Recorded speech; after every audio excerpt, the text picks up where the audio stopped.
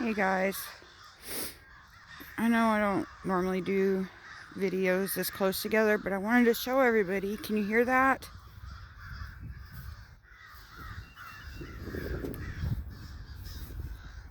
There's huge, I'm not sure what they're called, red-winged blackbirds. Anyway, they're really big and they're all black and they have a little bit of red on their wing. I'm wondering if I should let my dogs out so I could keep these birds out of my garden. They're huge. Super loud.